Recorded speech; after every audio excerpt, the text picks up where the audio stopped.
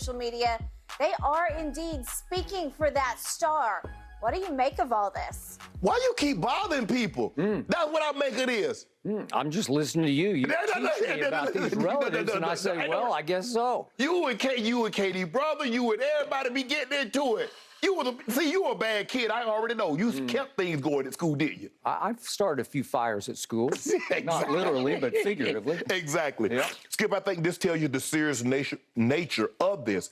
Clearly, KD doesn't want to be there. Skip, if the simple solution was to move Kyrie, I don't think the Brooklyn Nets front office would have a problem placating KD in that situation. But this is what we know about KD. In all of his years, he's never requested a trade. You might say, well, KD always taking the easy way out, but he's always fulfilled an obligation before he went on to the next situation. In this situation, for whatever reason, Kevin Durant, with 4 years left on his contract, says, I no longer want to be here. Now, maybe it's the Kyrie situation and all that bull jive circulating with that. Maybe it's a shelf life, and a lot of things have shelf life. Maybe he feels his shelf life there was 3 years. Whatever the case may be, Skip, I don't believe it's a fixable situation with KD in Brooklyn.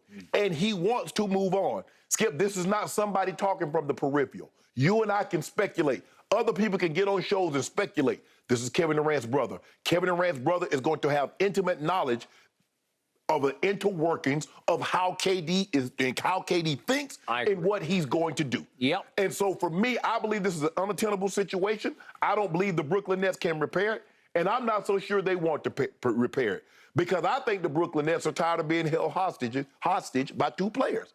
They basically ran the organization. Everything that happened, they had to get a clearance from KD and Kyrie. And they said, hold on, wait a minute. This is our ship. We pay the bills here. We keep the lights on. We pay you, and we're asking you what should we do and how should we do it? Now, let's go ahead and take this back. And so, Skip, I believe KD is going to be traded. I believe it's going to probably happen in the next 2 weeks. The thing is that they're not going to you're never going to get the value in return for Kevin Durant. I don't care if he was in year 17. Kevin Durant is elite. He's transcendent. He's historical. And what you're going to get back in return, you're never going to get a KD. You're not going to get a guy that's going to be able to give you 30 on a given night and can get you a triple-double if need be. So, because he's asked to be traded, they've let it known they're going to work with his business partner, Rich Kleiman. Skip, why won't give you full market value for a guy that I know that you can't hold on to? Great question. So, yep, they're gonna get pennies, not 75 cents, 80 cents. They're gonna get pennies on the dollar for a guy of Kevin Durant's caliber because Kevin Durant has voiced it and let it be known. I want out of here. Nothing you can do to make me happy.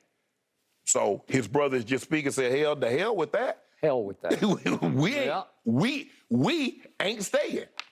That's what he's saying. So I point out, reportedly last week, KD went dark on social. He went completely silent. We have not heard from Kevin.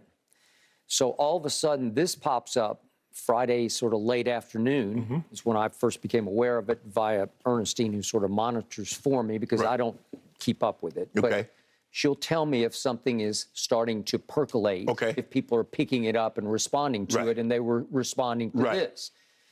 So I thought about it for a couple of hours before I responded. And to me, bottom line, Kevin is using his brother effectively as another burner account, right? And he's been caught using a couple of different burner accounts. Well, see, that's why you said Kevin Durant has went dark. Kevin Durant might have went dark from his page. He might be alive and well from other pages. From other pages. That is quite true. So I decided Friday evening to the brother, because that's fine, but he's just being used to me here. And so I said, hey, KD Trey 5, which is KD's handle, and here we went. And I'm on Twitter here. Are you now using your brother to send messages for you, ? I said, if I'm the Nets, I hold you to the 4 years, all caps, 4 years left on your contract. Your brother responded, hell with that and hell with me. That how you feel? To Kevin. Hell with 4 more years, all caps, 4 more years of the contract you signed? So I'm asking, I'm putting the onus back on the superstar here, not the brother. Right. Kevin, is this how you feel? Is he speaking for you? I believe he's speaking for Kevin. Absolutely. All right. So clearly, what has happened here, we have another huge game of who blinks first. Because Kevin came out of the blue with a trade request I did not see coming. Because to your point, you said he's run, but not when he can't. Right. Right? Right. He fulfilled the obligation. Every year, the contract was up. It was up in the OKC. It was open in the Golden State. He re-signed. And again, to LeBron's undying credit here, every time he has opted out somewhere to go elsewhere, to go back to Cleveland, go to Miami, whatever, it was always within the rules. Right. He had the right to go, okay? He didn't force his way out of anywhere the way James forced out of Houston, forced out of Brooklyn. Right. Okay, so to me, what has happened here is that we've got Splitsville between KD and Kyrie because obviously Kevin went to Brooklyn for Kyrie because Kyrie wanted to, quote unquote, go home or at least go to his childhood team that he grew up loving, which was the Nets, which had moved from Jersey to Brooklyn. So I'm going to do this for you, Kyrie, because you're my bestie. And yet last year, Kyrie was not there for Kevin when it mattered. Right. And I think it tore Kevin apart because we've talked about it. He did play only 55 games, but when he played, Kevin was pretty good last year. He put up career numbers across the board, starting with 30 a game. Right. Well, when he needed Kyrie, there was no Kyrie. And then because there was no Kyrie, all of a sudden James says, I'm out. And all of a sudden, Ben Simmons comes in and for whatever reason, it's back, it's head, it's whatever combined, can't play a dribble for you all year. Right.